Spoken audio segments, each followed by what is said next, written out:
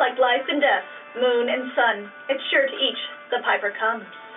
And while God and Goddess give for free, down below there will be fees. Despite perfect love and perfect trust, there's no way around it. Cash is a must. We've sought within, but come up short. So we come to thee, your help to court. If you would aid this temple's life, a $3 donation would be nice. Remember well that gifts when sent return threefold of what was spent. But if you can't, well, blessed be. We shall survive, so mote it be.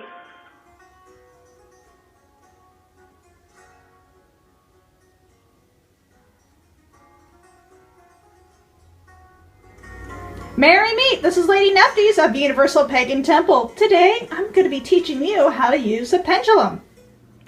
Now I have two pendulums here. The one on the left is hematite and the one on the right is lapis lazuli.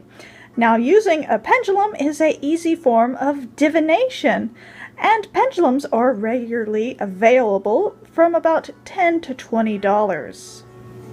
Now once you have a pendulum, how do you go about using it?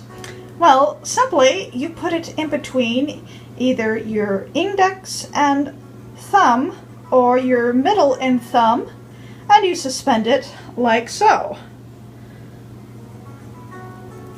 And I'm switching it to my index and thumb, and you could either use it left or right-handed, whichever you're more comfortable with.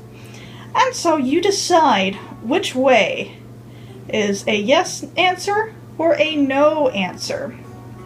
So you could go out and buy a nice pendulum mat like I have here, or you can make one of your own just at home. You could either paint it, or even if you are good with wood burning, you could do that as well. Or you could just use a simple sheet of notebook paper and write these answers on it. Now get a feel for your pendulum. Ask it basic yes and no questions that you obviously know the answers to. Like, say, do I have a cat? And it's swinging back and forth horizontally towards yes, I do have a cat. But do I have a dog?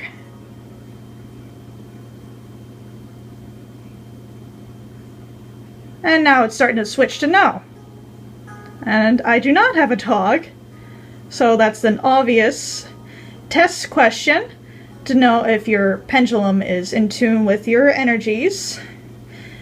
And so you could start asking real questions of it. Now, caring for your pendulum. Now, caring for your pendulum. How do you take care of your pendulum? Well, these are obviously crystals. You got the lapis lazuli and the hematite. So take care of them as you would any other crystal.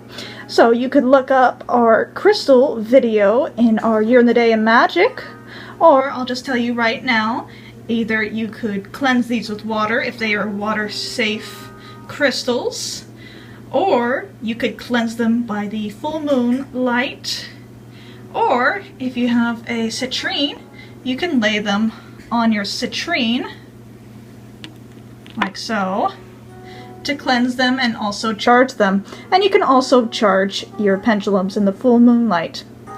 Now, same goes with if instead the weight on the bottom being a crystal like this hematite, there are also wood pendulums. And you'd care for them in the same way, and obviously take care of them if they are wood in any specific manner that whoever made that pendulum suggests how you take care of the wood that it's made of.